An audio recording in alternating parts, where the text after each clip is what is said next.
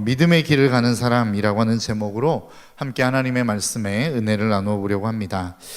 시대에 따라서 그 시대를 풍미하는 기업이 있죠. 정말로 유명한 기업들, 정말로 잘 나가는 기업들이 있습니다.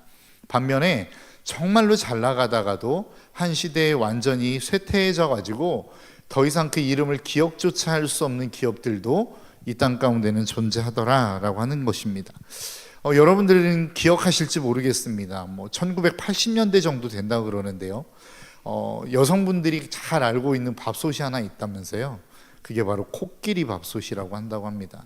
그러니까 코끼리 밥솥이 굉장히 유명했다 그래요. 그래서 일본에만 갔다 오면 모든 사람들 손에 그 코끼리 밥솥이 하나 들려 있을 정도로 굉장히 유명했던 밥솥이었다고 합니다.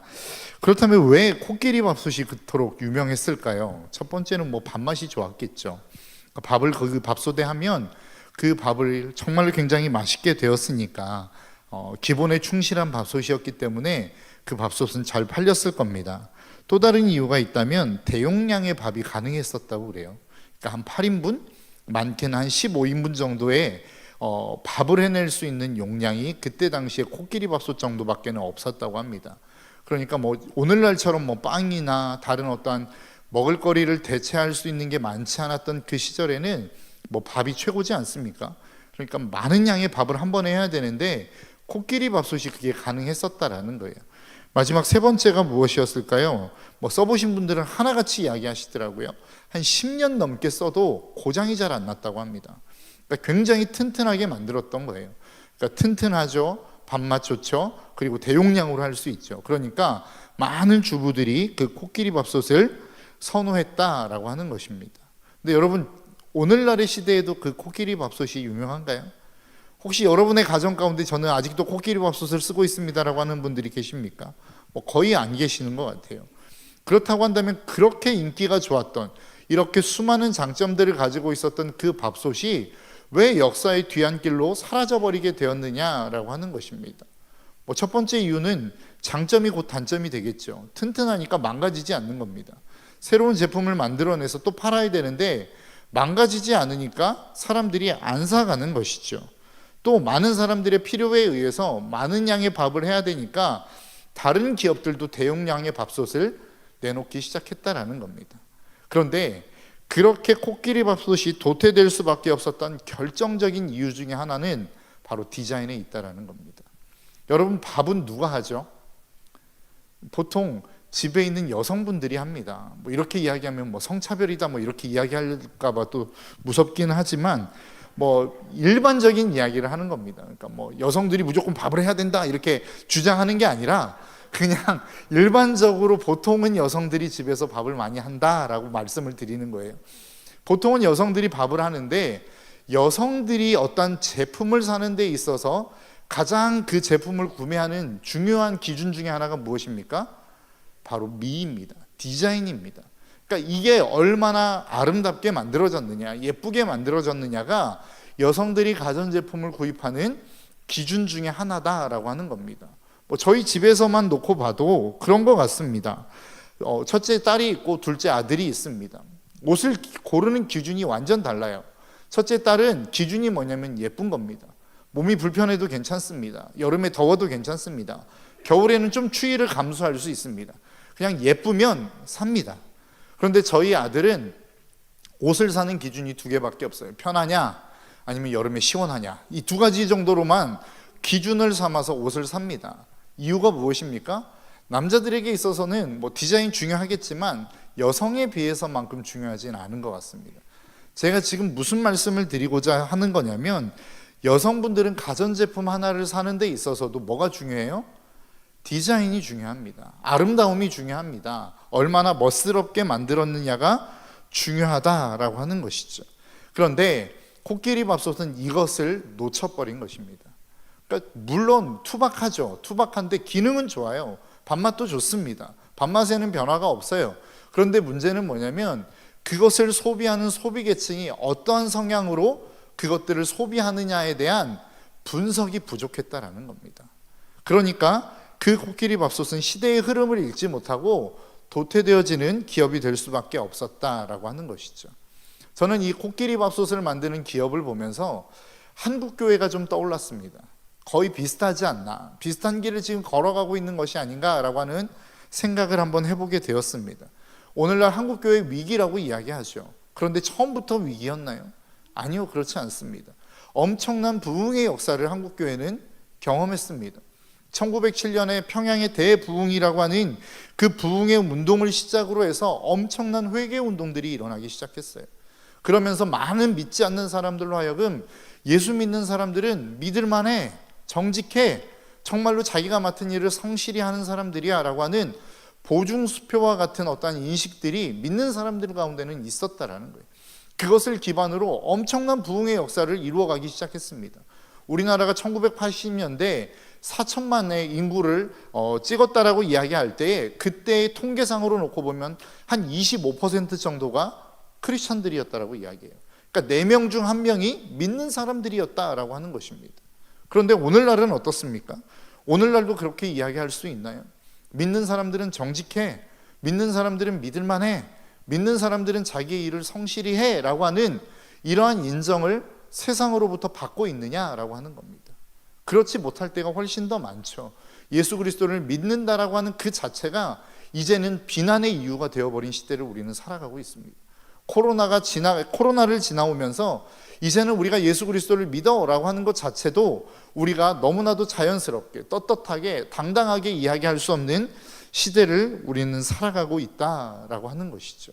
그런데 이러한 상황들이 사실 오늘 본문에 등장하고 있는 예레미야의 시대와 거의 비슷한 모습을 보이고 있는 것이 아닌가라고 하는 생각을 해봅니다. 한국교회와 별반 다르지 않은 것 같습니다.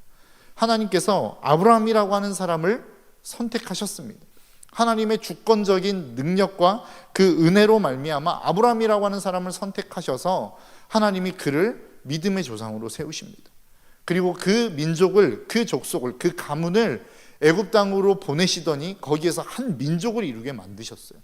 그리고 출애굽시키셔서 가나안 땅에 들어가게 하셨죠. 그 가나안 땅에 들어가면서 하나님을 배반하는 일들도 했습니다. 우상 숭배를 하기도 했습니다. 그러나 그때마다 하나님은 하나님의 사람들을 준비하셨고 그 하나님의 사람들로 하여금 이스라엘 백성들을 건져내셨다라고 하는 겁니다. 그리고 결국에는 하나님의 마음에 합한 다윗이라고 하는 왕을 하나님이 세우시더니 그 땅에 하나님이 어떠한 나라도 범접할 수 없는 강대국을 하나님이 만들어 주셨습니다. 솔로몬이라고 하는 그 왕 때에는 하나님의 성전을 짓고 왕궁을 지으면서 수많은 이방의 왕들이 부러워할 만한 나라로 하나님이 만들어 가셨다라고 하는 거예요. 그런데 거기까지였습니다. 그 이후부터 이스라엘 민족은 계속해서 쇠퇴에 쇠퇴를 거듭하기 시작합니다.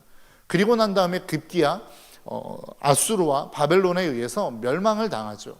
그리고 포로로 끌려갑니다. 포로로 끌려가서 하나님의 약속대로 70년 이후에 다시 자기의 나라로 귀환합니다. 그리고 성전을 재건하려고 하는데 쉽지 않아요. 정말로 암울한 상황입니다. 성전을 건축하고 싶지만 건축할 수 없는 상황. 그렇게 하나님의 나라를 다시 한번 강성한 왕국을 세우고 싶지만 전혀 그 강성한 왕국을 세울 수 있는 희망이 보이지 않는 그러한 시대가 바로 느헤미야가 지금 사역하고 있는 그 시대였다라고 하는 것입니다. 그러한 상황 가운데서 하나님은 지금 누구를 준비하고 계십니까? 느헤미야라고 하는 한 사람을 준비시키시더라라고 하는 것이죠. 우리의 삶도 마찬가지라고 저는 생각합니다. 절망적일 수 있어요. 앞이 보이지 않을 수 있어요. 더 이상 희망이라고 하는 것들을 이야기할 수 없을 정도로 정말로 그렇게 암울한 현실을 우리는 살아갈 수 있을지도 모르겠습니다. 지금의 한국교회의 현실, 우리의 믿음의 현주소가 저는 그렇지 않는가라고 하는 생각을 해봅니다. 정말로 앞이 보이지 않아요. 복음이 다시 한번 이 부흥의 역사가 이 땅 가운데 일어날 것 같은 희망과 소망이 우리 가운데 안 보이는 상황이라는 것이죠. 그럼에도 불구하고 하나님은 하나님의 일들을 준비해 가시더라는 거예요. 오늘 본문에 나오는 느헤미야를 하나님이 준비시켰던 것처럼 오늘날은 저와 여러분들을 통해서 하나님이 이 일들을 해가실 것으로 믿고 준비시키시는 줄 믿습니다. 그렇다고 한다면 오늘 느헤미야를 통해서 이 무너진 성전 다시 한번 하나님이 꿈꾸시는 그 회복을 우리가 믿음으로 살아간다라고 하는 저와 여러분들의 삶 속에서 어떠한 삶을 통해서 하나님은 이 믿음의 회복들을 이루어 가시나라고 하는 것들을 좀 한번 생각해 봤으면 좋겠습니다.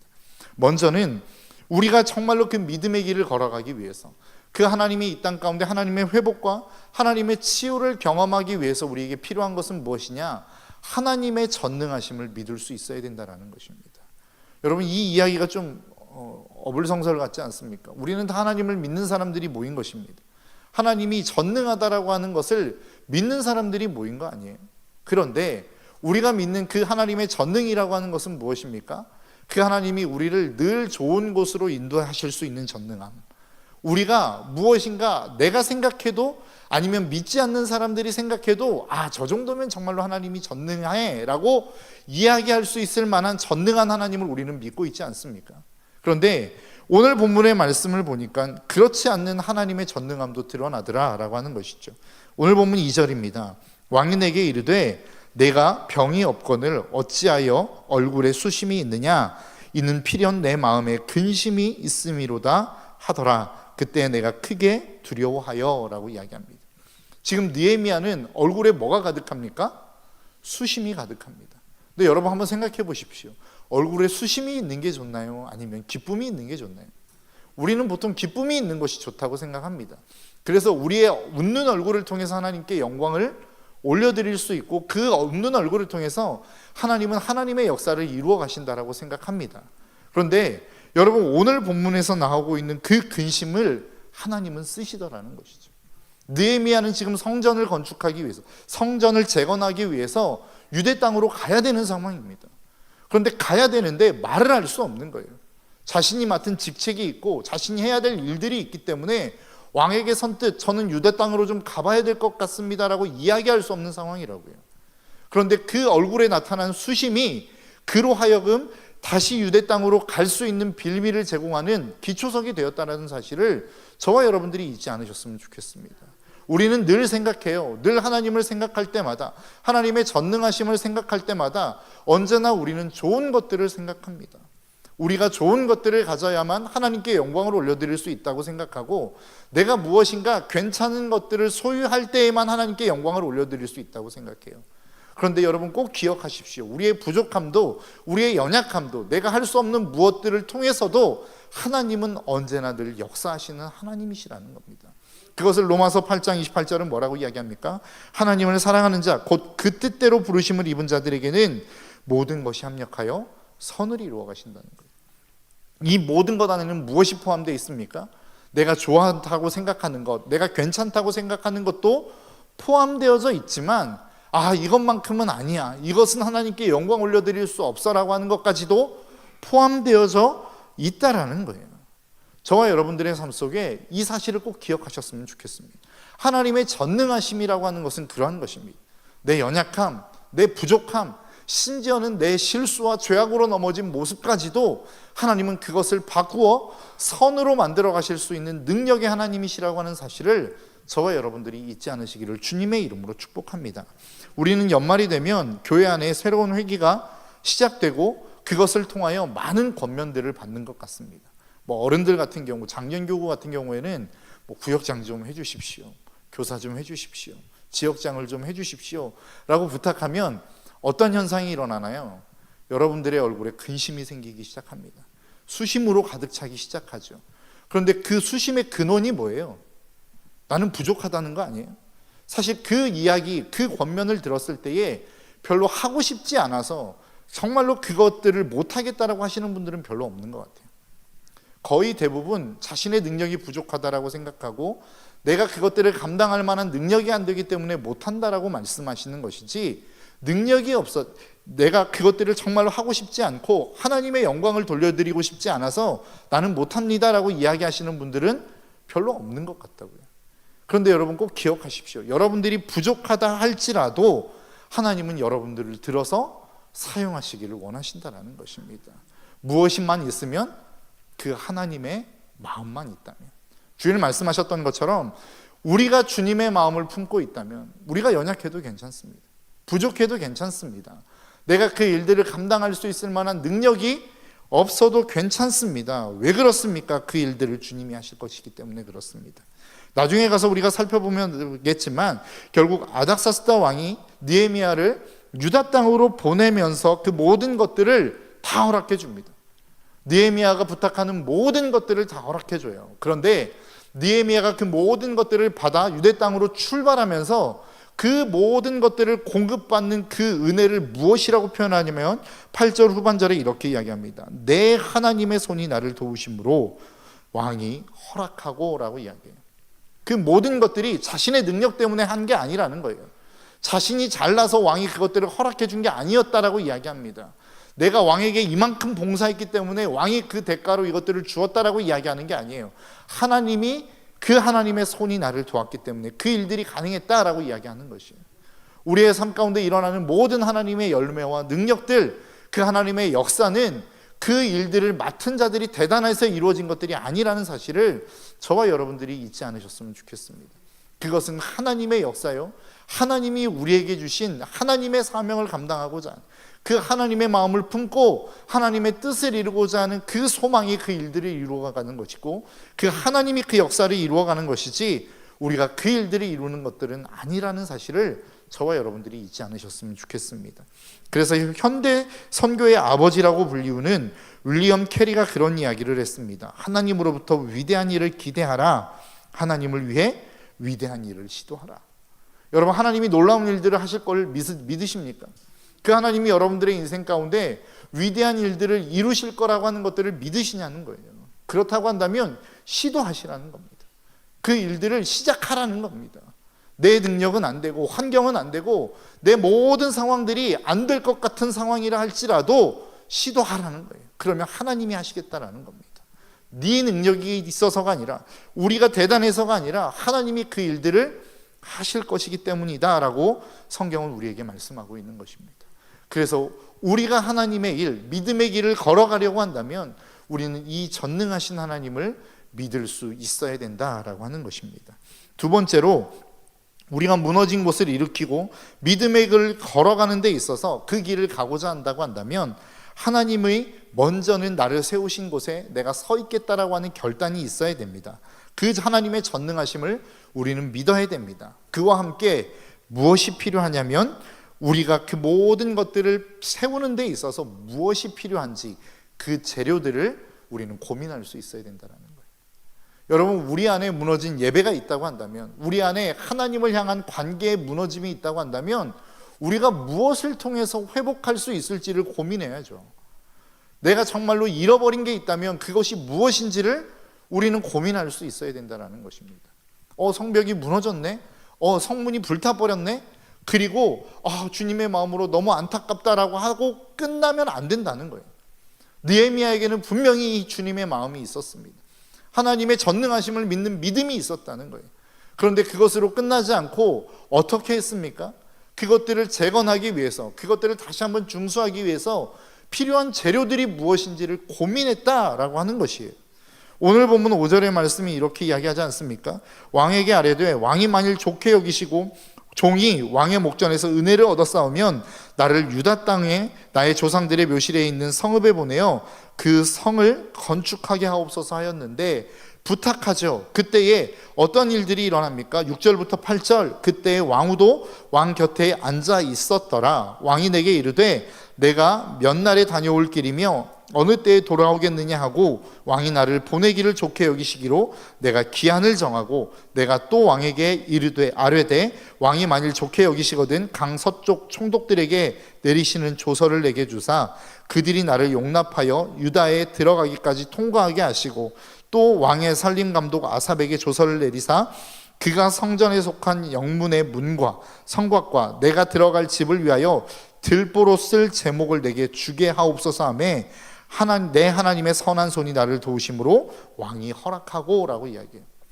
그러니까 도대체 내가 너를 어떻게 도와줬으면 좋겠어 라고 이야기할 때에 이 느헤미야라고 하는 사람은 자신에게 필요한 모든 것들을 너무나도 많이 이야기합니다. 내가 유다 땅으로 가야 될 터인데 그것을 통과할 수 있도록 조서를 주십시오. 내가 그곳에 모든 제목들이 필요한데 들보를 세우고 그것들을 건축하려면 많은 제목들이 필요할 텐데 그것들도 줄 수 있도록 허락해 주십시오. 많은 필요한 물품들을 이야기하더라는 것이죠. 우리는 생각합니다. 하나님이 지혜를 주셨으니까. 물론 지혜를 주셔서 그렇게 할 수 있었을지도 모르겠습니다. 그러나 느헤미야는 성전이 무너지고 성벽이 무너지고 성문이 불탔다라는 이야기를 듣는 순간 그는 먼저 그 성벽을 재건할 수 있는 꿈을 꾸었을 것입니다. 성문을 다시 한번 일으킬 수 있는 꿈을 꾸었을 거예요. 그리고 그것을 일으키기 위해서, 그것을 다시 한번 중수하기 위해서, 재건하기 위해서는 무엇이 필요할지를 고민했을 거란 말이죠. 우리의 삶 가운데도 이러한 전략적인 모습이 좀 필요하지 않겠습니까? 여러분, 우리에게 모든 사람들이 무너졌다라고 이야기해요. 야, 우리의 예배가 무너졌고 우리의 한국교회가 무너져가고 있고 다음 세대가 무너졌어 라고 이야기하는데, 그것이 무너진 것은 다 인식하더라는 거예요. 모든 사람들이 위기라고 하는 것들을 다 인식하더라는 거예요. 그럼 도대체 어떻게 세울 수 있는데? 라고 하는 이러한 부분에 있어서 우리가 그럼 도대체 무엇을 준비해야 되는데? 라고 하는 것에 대한 전략이 없더라는 것이죠. 저와 여러분들의 마음과 삶 속에 이러한 전략들을 고민해낼 수 있는 저와 여러분들의 삶이 될 수 있기를 주님의 이름으로 축복합니다. 그럼 그것이 뭔데요? 목사님, 그게 뭐예요? 여러분들이 압니다. 여러분들이 가진 재능이 뭐냐는 거예요. 여러분들이 가지고 있는, 하나님이 여러분들에게 주신 달란트가 뭐냐는 거예요. 그것들을 고민하고 내가 이것으로 말미암아 쓰임받을 수 있는 나의 자리, 나의 재능이 무엇인지를 스스로가 고민하셔야죠. 제가 언젠가 한번 청년들에게 그런 이야기들을 했었습니다. 리더들을 모아놓고 내가 할 수 있는 것은 여러분들에게 말씀을 전하고 방향을 제시하는 겁니다. 그런데 여러분들과 함께 어울릴 수 있고 여러분들이 준비할 수 있는 프로그램은 나보다 여러분들이 더 잘합니다.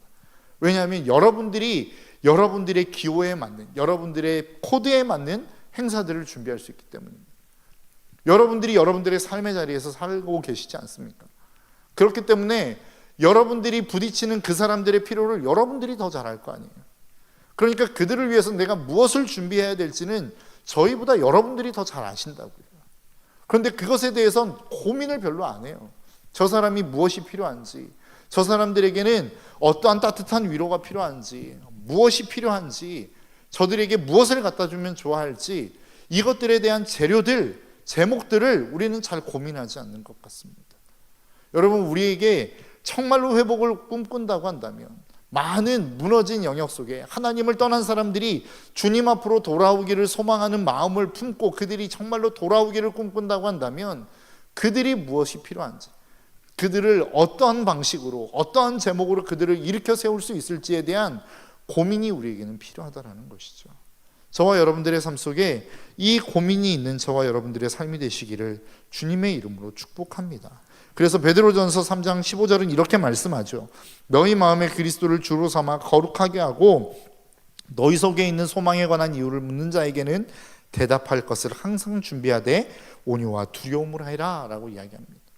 그러니까 우리는 늘 준비되어 있어야 돼요. 그가 무엇을 필요로 하는지, 생명에 대해서, 소망에 대해서 어디서 소망을 얻을 수 있습니까? 어떻게 해야 우리도 그 소망을 가질 수 있습니까? 라고 묻는 자들에게 항상 대답할 수 있는 복음에 대한 준비는 기본이고, 그리고 그들이 정말로 필요로 하는 것들을, 내가 알지 못하는 그 무엇들을 채워줄 수 있는 제목들을 우리는 날마다 준비하며 고민할 수 있어야 된다라고 하는 것이죠.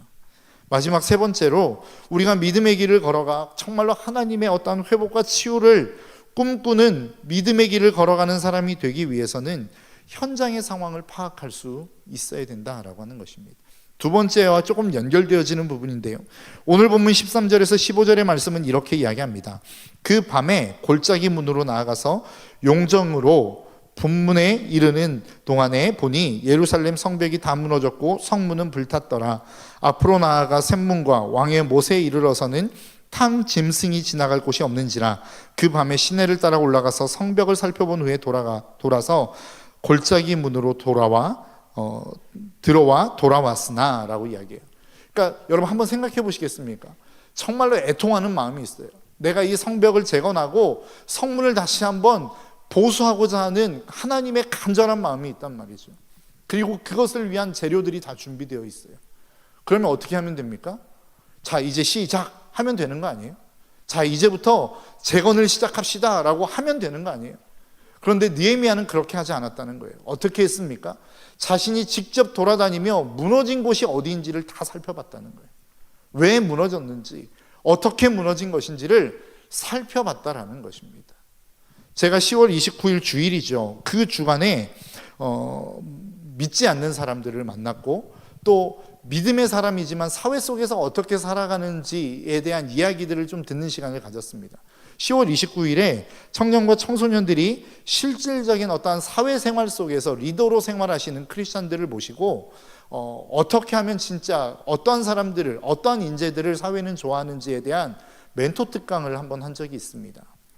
저희 교회의 한혜숙 권사님의 아드님이신데요, 스티븐 김 집사님을 모시고 이 특강을 진행했는데, 제가 생각했던 믿음 좋은 사람과 정말로 세상에서 이야기하는 믿음 좋은 크리스찬으로 살아내는 삶의 방식, 이것이 좀 다르다는 것을 저는 보게 되었습니다.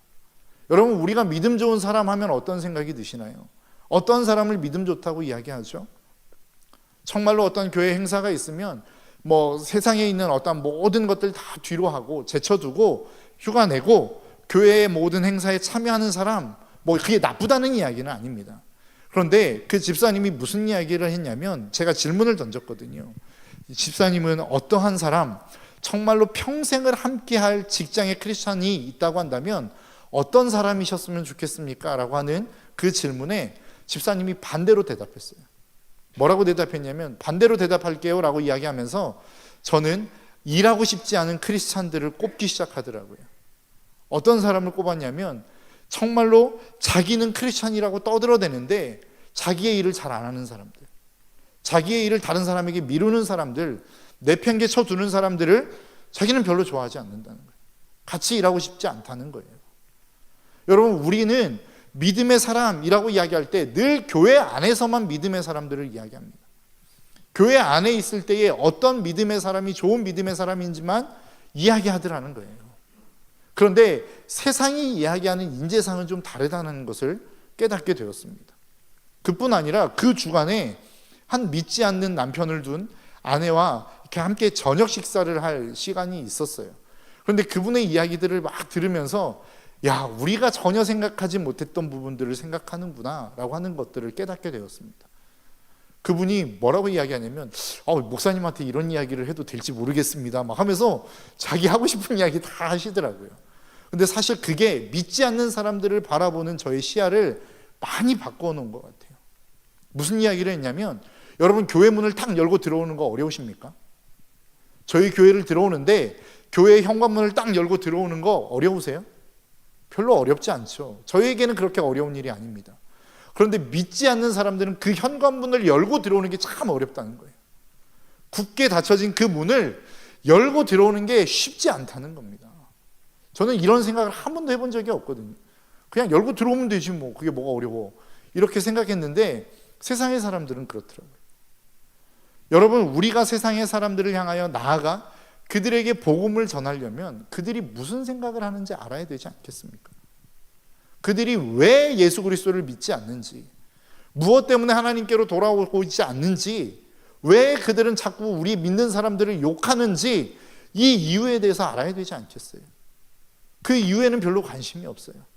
그들이 왜 그리스도인에게 대하여 적대적이 되었는지는 관심이 별로 없어요. 그냥 우리는 우리 얘기만 하는 거예요. 야, 예수 믿어야 구원받아, 예수 안 믿으면 지옥 가, 막 이러면서 우리 이야기만 하지 않더냐라고 하는 거예요. 느헤미야는 어떻게 했습니까? 그냥 자신의 모든 것들이 다 준비되어졌지만, 그냥 그 모든 중건들을 시작하면 되었지만 그렇게 하지 않았다는 거예요. 왜 무너졌는지, 무엇 때문에 무너졌는지, 그렇게 무너진 사람들을 바라보며 그 주변에 살아가는 사람들의 마음은 어떠한지를 살폈다라는 것입니다. 저와 여러분들의 삶이 그러한 삶이 좀 되었으면 좋겠습니다. 여러분, 우리가 욥기를 통해서 하나님은 훨씬 더 크신 하나님이라고 하는 사실을 우리는 계속해서 배우고 있지 않습니까? 어제도 그렇고 오늘 새벽에 욥기를 보면서 저는 그랬던 것 같습니다. 여러분, 그 오늘의 주제의 말씀이 뭐예요? 옳지만 옳지 않은 것, 잘못되어진 말들에 대해서 이야기하지 않았습니까? 엘리바스라고 하는 사람이 욥을 찾아왔어요. 욥에게 계속해서 조언하는 이야기가 뭡니까? 그냥 오는 고난 없다. 하나님이 괜히 고통 주시는 거 아니다. 그러니까 너 잘못한 것 있을 거다. 빨리 생각해보고 회개해라. 이게 엘리바스를 비롯한 소발, 빌닷, 이 세 친구가 계속해서 던지는 이야기 아니에요. 그런데 이 이야기가 틀린 이야기입니까? 우리가 알고 있는 말과 다 똑같은 이야기, 맞는 이야기만 계속해서 하더라는 거죠. 그런데 우리가 놓치고 있는 게 뭐예요? 하나님은 그것보다 크시다는 거예요. 하나님의 고난은 정말로 어떠한 죄악을 저지르거나 잘못된 삶을 살아가는 사람에게만 주는 고난이 아니더라 라고 하는 것을 욥기가 이야기하는 거 아니에요? 그렇지 않음에도 불구하고 하나님이 우리에게 고난을 주실 수 있다. 우리가 생각하고 있는 틀을 넘어선 하나님을 제시하고 있는 거 아니더냐라고 하는 거예요.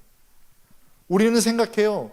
우리는 하나님에 대한 어떠한 것들, 종교적인 행위를 할 때에만 비로소 하나님이 기뻐하실 거라고 생각합니다. 그러나 여러분, 종교개혁의 정신을 한번 생각해 보십시오. 종교개혁이 뭐예요? 우리가 지금까지 이 예배당 안에 갇혀 있었던, 예식과 예전 안에 갇혀 있었던 이 믿음 생활이 삶의 자리로 갈 수 있는 믿음 생활이다라고 하는 것을 제시하는 게 종교개혁 아니에요? 너희들의 삶의 자리도 예배가 될 수 있어. 너희가 주부라고 한다면 거기에서 밥을 하는 게 예배가 될 수 있어. 너희가 양육을 하고 있는 엄마라고 한다면 그 아이를 키워내는 것이 예배가 될 수 있어. 이게 종교개혁의 정신 아니냐고요. 우리가 살아가고 있는 우리의 삶의 모든 자리가 예배가 될 수 있다라고 하는 것이 종교개혁의 정신이란 말이에요. 그리고 그것이 욥기가 이야기하는 것이고, 그것들을 제시하고 있는 것이 기독교가 종교개혁을 일으킨 이유 아니겠습니까? 여러분, 우리의 모든 생각과 틀을 좀 넓히셨으면 좋겠어요. 우리의 예배는 좁은 의미에서 보면 이 안에서 드려지는 예배가 예배입니다. 이 예배가 가능해야 삶의 예배가 가능합니다. 그러나 여기에서 예배 드렸다고 해서 우리의 예배는 끝난 게 아니란 말이에요. 삶의 자리로 돌아가서 삶으로 살아내는 예배가 우리에게는 필요하다라는 거예요. 그런데 그 예배의 모습 가운데는 뭐가 포함되어져 있는 거예요? 희생과 헌신이 포함되어 있는 거 아닙니까? 그 사람의 삶의 모습, 그 사람의 삶의 눈높이에서 우리가 그 삶을 살아내는 희생과 헌신이 우리에게는 필요하다라는 것이죠. 그들이 무엇을 필요로 하는지, 이 교회에 뭐라고 이야기하고 있는지, 우리에게 요구하는 것은 도대체 무엇인 줄 알아야 우리가 복음을 들고 나아가겠지만, 그들이 원하는 것이 무엇인지를 채워줘야 비로소 그들이 우리의 복음에 귀 기울이지 않겠습니까? 저와 여러분들의 삶이 그러한 삶이 좀 되었으면 좋겠습니다. 정말로 세상에 귀 닫고 그들이 뭐라고 이야기하는지 관심 없이 우리 얘기만 주구장창 쏟아내는 그러한 교회가 아니라, 그들이 우리에게 무엇을 요구하는지, 그게 정말로 그런 일이 아니라고 한다면, 그것이 예배를 폐한다거나 그것이 정말로 하나님을 거부하거나 하나님을 대적하라고 이야기하는 이야기가 아닌 이상 그들의 이야기에 귀 기울일 수 있어야 되지 않겠습니까? 저와 여러분들의 삶이 그러한 삶이 좀 되었으면 좋겠습니다. 믿음으로 살아간다라고 하는 것은 우리의 모든 생각과 우리의 삶과 우리의 모든 것들을 교회 안에 가둬놓는다는 것을 이야기하는 게 아니에요. 여러분, 성경을 보십시오. 성경은 이스라엘의 하나님이십니다. 이스라엘을 하나님이 선택하셨고 그 이스라엘의 민족을 통하여 하나님이 어떻게 일하시는지를 보이셨어요. 그러나 그 구원이 이스라엘의 영역에만 머물러 있지 않았습니다. 온 세계와 열방을 향하여 퍼져가고 있다는 사실을 저와 여러분들이 놓치지 않았으면 좋겠습니다. 하나님은 우리가 생각하는 것보다 훨씬 더 크신 하나님입니다. 믿음의 길을 걸어간다라고 하는 것은 그 크신 하나님을 인정하는 것이요, 내 안에만 머물러 있는 그 하나님이 아니라 내 밖에서도, 교회 안에만 머물러 있는 하나님이 아니라 교회 밖에서도 여전히 역사하시는 하나님이라고 하는 사실을 우리는 인정하며 나아갈 수 있어야 된다는 것이죠. 이것들을 깨닫고 날마다 그 삶 속에 많은 수많은 하나님의 열매들, 믿음의 길을 걸어가며 하나님의 역사를 경험하며 나아갈 수 있는 저와 여러분들의 삶이 되시기를 주님의 이름으로 축복합니다. 이 시간 우리 함께 찬양하며 나아가겠습니다. 꽃들도라고 하는 찬양인데요, 우리가 믿음으로 걸어가는 그 삶, 날마다 전능하신 그 하나님을 인정하며 그리고 다른 사람들의 필요를 채워줄 수 있는 것들을 항상 준비하고 그들에게 전할 복음을 준비하며 또 그들의 마음을 헤아릴 수 있는 이 삶을 살아가기 시작할 때에 하나님은 우리의 삶에 수많은 열매들을 맺어가실 줄 믿습니다. 그 마음을 가지고 함께 찬양하며 나아가겠습니다.